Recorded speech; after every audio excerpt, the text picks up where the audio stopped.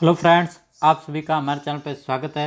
आज मैं आपको इस वीडियो के अंदर सेल वॉल कोशिका वृद्धि के बारे में कुछ जानकारी देने वाला हूं। इससे पहले मैंने वीडियो में आपको प्रोकैरियोट्स तथा यूकैरियोट्स सेल्स के अंदर जो डिफरेंस होते हैं वो आपको बताए थे। आपने वो वीडियो नहीं देखा है तो कृपया हमारे चैनल पर जाके जल्दी से उस वीडियो को भी देख लें। तो चलिए शुरू करते हैं कोशिका वृद्धि या फिर सेल्स वॉल। तो ये जो कोशिका वृद्धि होती है, तो कोशिका वृद्धि सामान्यतः पादपों में तथा और जीवाणुओं के अंदर कोशिका वृद्धि पाई जाती है। जीवों के अंदर कोशिका वृद्धि नहीं पाई जाती है, यानी कि जंतुओं के अंदर कोशिका वृद्धि नहीं पाई जाती है। तो चलिए शुरू करते हैं ये वीडियो। तो प्रोकैरियोट्स सेल्स की कोशिका वृद्धि।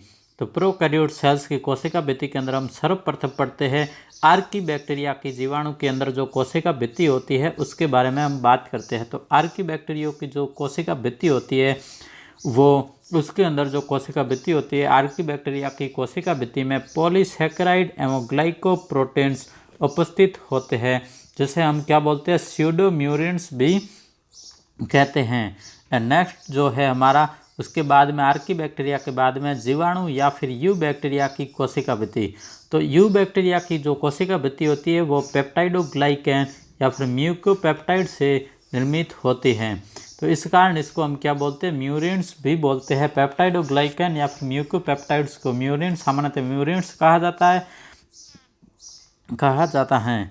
नेक्स्ट उसके बाद में आता है कोशिका वृद्धि के बाद में, कोशिका वृद्धि के ऊपर क्या होता है, कोशिकीय आवरण एक पाया जाता है, सेल एनवेलप बोलते हैं। तो यह सेल एनवेलप केवल जीवाणु प्रोकैरियोट सेल्स के अंदर पाया जाता है। तो ये सबसे क्या है, इम्पोर्टेंट है। तो सेल एनवेलप की जो संरचना होती है वो केवल और केवल प्रोकैरियोट्स के अंदर पाई जाती है। तो वो उसकी संरचना, सेल एनवेलप्स की संरचना कैसी होती है, तो सेल एनवेलप्स की संरचना जो होती है, जो उसके जो सबसे बाहर की ओर होता है वो क्या होता है, ग्लाइकोकैलिक्स होता है।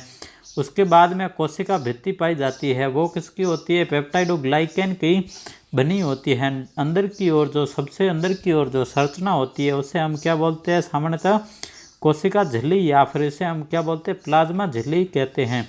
तो सेल एनवेलप एक त्रिस्तरीय, 3 लेयर क्या आती है, संरचना होती है, जिसके अंदर जो बाहर की ओर क्या होता है, ग्लाइकोकैलिक्स होता है, मध्य क्या होता है, कोशिका वृद्धि होती है, और अंदर की ओर क्या होता है, भीतरी प्लाज्मा झिल्ली पाई जाती है।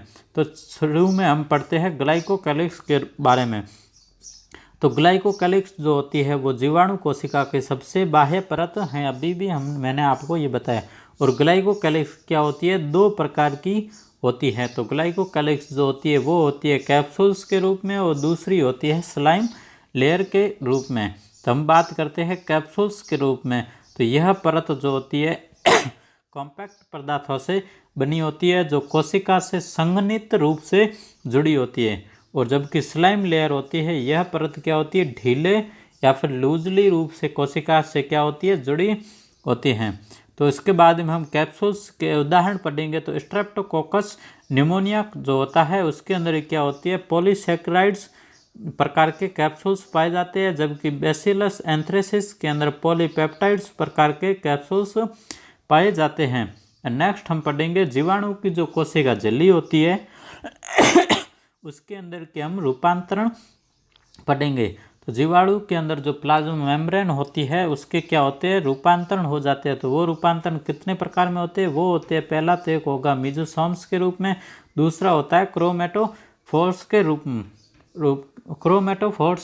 तो क्रोमेटोफोर्स का जो ये क्या होता है, क्रोमेटोफोर्स ये झिल्ली का रूपांतरण है, जिनके ऊपर क्या पाए जाते हैं, वर्णक पाए जाते हैं। वर्णक जैसे हम क्या बोलते हैं, पिगमेंट भी बोलते हैं। तो पिगमेंट्स पाए जाते हैं। फिर पिगमेंट्स पाए जाने के कारण इनके जो उदाहरण क्या है, जैसे पर्पल जीवाणु या फिर ब्लू ग्रीन एल्गी जिसे हम क्या बोलते हैं, साइनोबैक्टीरिया भी बोलते हैं। और मीजोसोम्स जो होते हैं, मीजोसोम जीवाणु के कोशिका झिल्ली के इनफोल्डिंग होते हैं। जीवाणु की जो कोशिका झिल्ली होती है या फिर प्लाज्मा मेम्ब्रेन होती है उसके अंदर क्या हो जाती है, अंतर्वलन या फिर इनफोल्डिंग आ जाती है, मतलब ऐसे टाइप की फोल्ड हो जाता है। तो इनफोल्डिंग के कारण ये मीजोसोम्स क्या होते हैं, जीवाणु के अंदर इनफोल्डिंग्स आ जाती है। और ये किसके रूप में होती है, ये जिसे हम क्या बोलते हैं, वेसिकल्स या फिर लैमिले के रूप में होती है। और तथा इसका मीजोसोम्स का कार्य क्या होगा? मीजोसोम्स का कार्य होता है वो होता है डीएनए प्रतिकृतिकरण एवं कोशिका विभाजन में ये क्या करते हैं? सहायता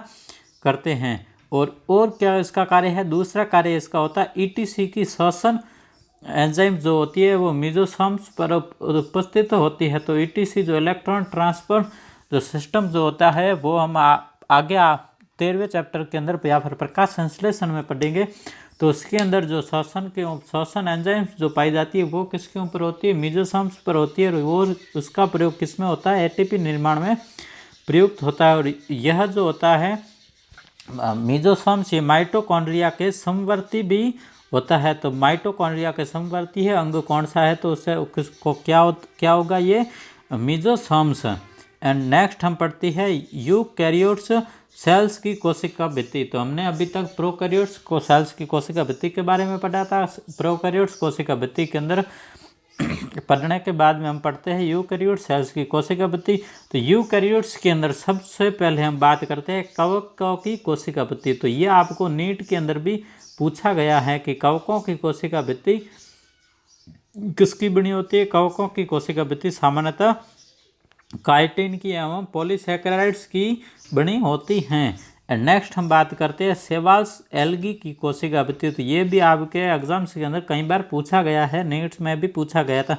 तो सेल्स या फिर एल्गी की कोशिका भित्ति होती है वो सेलुलोज, गैलेक्टोज, मैनोज एवं कैल्शियम कार्बोनेट और सिलिकॉन ऑक्साइड्स की बनी होती है। यह सबसे क्या है? इम्पोर्टेंट है। तो आपको कई बार एग्जाम्स के अंदर सीधा पूछा जाता है कि सेवाल्स की कोशिका भित्ति किसकी बनती है? तो सेवाल्स की कोशिका भित्ति cellulose, galactose, mannose, calcium carbonate और सिलिकॉन ऑक्साइड की बनी होती हैं। एंड उसके बाद में हम थर्ड आता है कवक और सेवाल्स के बाद में पादपों की कोशिका भित्ति। तो पादपों की जो कोशिका भित्ति होती है वो सामान्यतः 3 चीज़ों से मिलकर बनी होती है। तो इसके अंदर क्या होता है? एक तो होती है मिडल लैमेला या फिर मध्य पट्टिका पाई जाती है। इसके अंदर प्राइमरी सेल वॉल और सेकेंडरी सेल्स वॉल्स पाई जाती हैं। तो हम इस डायग्राम से हम आपको क्या बताएंगे? ये जो पादप की जो कोशिका भित्ति है उसके बारे में हम समझाएंगे। तो पादप जो सेल्स होती है वो सेल्स सामान्यतः क्या होती है?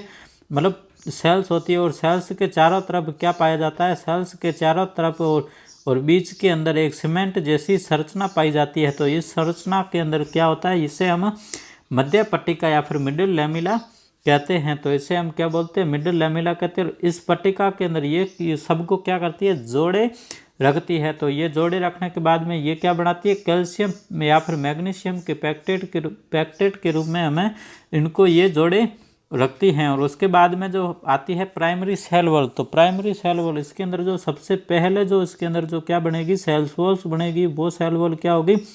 प्राइमरी भित्ति जो होगी। तो प्राइमरी भित्ति क्या होगी? वो पतली होगी। तो पतली परत किसकी बनी होगी? सेलुलोज की, हेमी सेलुलोज। और ये क्या होती है? फैलती है। फैलने के कारण ये किसकी बनी होगी? एक्सपेंशन प्रोटीन की बनी होगी। एंड उसके बाद में जो इसके अंदर क्या होती है? धीरे धीरे और वृद्धि पाई जाती है। ऐसी वृद्धि होने के कारण ये प्राइमरी वॉल्स तो बनी हुई, उसके बाद के अंदर जो वृद्धि होती है उसे हम क्या बोलते हैं? द्वितीयक भित्ति कहते हैं। तो द्वितीयक भित्ति सामान्यतः किसकी होती है? सेलुलोज, हेमी सेलुलोज और किसकी होती है? लिग्निन के इसके बीच में क्या पाए जाते हैं? स्थूलन पाए जाते हैं। तो जिसे हम क्या बोलते हैं? पिट्स या फिर गर्त भी कहते हैं। वो छोटी छोटी जगह क्या रह जाती है? वहाँ पे वैक्यूल्स जैसी जगह रह जाती हैं। तो उसके बाद हम पढ़ते हैं मिडल लैमेला या फिर मध्य पट्टिका। तो यह पादप कोशिकाओं के मध्य की क्या होती है? सीमेंटिंग परत होती है। तो अभी मैंने आपको यहाँ पे बताया कि ये जो बीच के अंदर जो संरचना बनी हुई है ये क्या होती है? सीमेंटिंग परत होती हैं। और उसके बाद में यह कैल्शियम या मैग्नीशियम पैक्टेट से निर्मित होती है। तो यह कैल्शियम और मैग्नीशियम पैक्टेट से बनी होती है। और फल पकने के दौरान जो यह परत क्या होती है? घुल जाती है। मिडल लैमेला क्या होती है? पॉलीगैलेक्टोयूरेंस एंजाइम्स के कारण ये परत जो होती है वो घुल जाती है, जिस कारण क्या होता है? फल टूट के नीचे गिर जाता है। एंड नेक्स्ट हम बात करेंगे प्राइमरी सेल्स वॉल या फिर प्राथमिक भित्ति की। तो यह सबसे पतली परत होती है। यह पतली परत है जो सेलुलोज, हेमी सेलुलोज और एक्सपेंसिन प्रोटीन की बनी होती है। और यह प्रत्येक पादप कोशिका के अंदर पाई जाती है। तो यूनिवर्सल या फिर जिसे हम सार्वत्रिक परत बोल सकते हैं। तो ये सभी पादपों के अंदर क्या होती है, प्राइमरी सेल्स वॉल्स पाई जाती हैं और इनके जो सेलुलोज के रेशे जो होते हैं वो क्रॉस लिंक्ड होते हैं। एंड उसके बाद में हम बात करते हैं आगे सेकेंडरी सेल वॉल या फिर द्वितीय कोशिका भित्ति की। तो यह प्राथमिक भित्ति के भीतर की ओर निर्मित होती है। जब प्राइमरी सेल वॉल बन जाती है तो उसके भीतर की ओर क्या बनती है, द्वितीयक कोशिका भित्ति बनती है। और यह मोटी परत जो होती है यह सेलुलोज, हेमीसेलुलोज और लिग्निन के स्थूलन से निर्मित होती है। और मेरिस्टेमिक्स जो सेल्स होती है उसके अंदर क्या होती है, कोशिका भित्ति नहीं पाई जाती है, क्योंकि इसके अंदर प्राइमरी सेल्स वॉल्स बनती रहती है, प्राथमिक भित्ति बनती रहती है। इस कारण इसके अंदर क्या होता है, द्वितीय भित्ति नहीं पाई जाती है। और जिन क्षेत्र पर लिग्निन के स्थूलन नहीं पाए जाते उन्हें पिट्स या फिर गर्त कहते हैं, जिसका पदार्थों के स्थानांतरण में काम आते हैं। तो जो हमने अभी सेल्स वॉल्स का ऐसा जैसे ये चित्र बना, तो इस डायग्राम बना, तो इस डायग्राम के अंदर उसके बाद में जो सेल्स वॉल थी सेकेंडरी, तो उसके बीच के अंदर जैसे छोटे छोटे अगर कहीं पे गर्त रह जाते हैं तो उस गर्त के अंदर क्या होता है, लिग्निन जमा नहीं होता है। तो वहाँ से क्या होता है, उन्हें हम पिट्स या फिर गर्त कहते हैं, जिसका जो होता है क्या, पदार्थों के स्थानांतरण, जो उसके पौधे के अंदर जो पदार्थ का स्थानांतरण होता है उसके अंदर क्या होते हैं, ये काम आते हैं। और पादप कोशिकाओं के मध्य क्या होता है, कोशिकी संयोजन जो होता है, कोशिका के बीच में कोशिका द्रव्य का जो संयोजन होता है उसे हम क्या बोलते हैं, प्लाज्मोडेस्माटा कहते हैं। तो फ्रेंड्स, आपको ये इन्फॉर्मेशन कैसी लगी, ऐसे ही वीडियो देखने के लिए कृपया हमारे चैनल को जल्दी से सब्सक्राइब करें तथा इस वीडियो को अपने फ्रेंड्स के साथ शेयर ज़रूर करें तथा इस चैनल को जल्दी से सब्सक्राइब करें। थैंक यू फ्रेंड्स, और कमेंट करके ज़रूर बताएं कि आपको ये वीडियो कैसा लगा।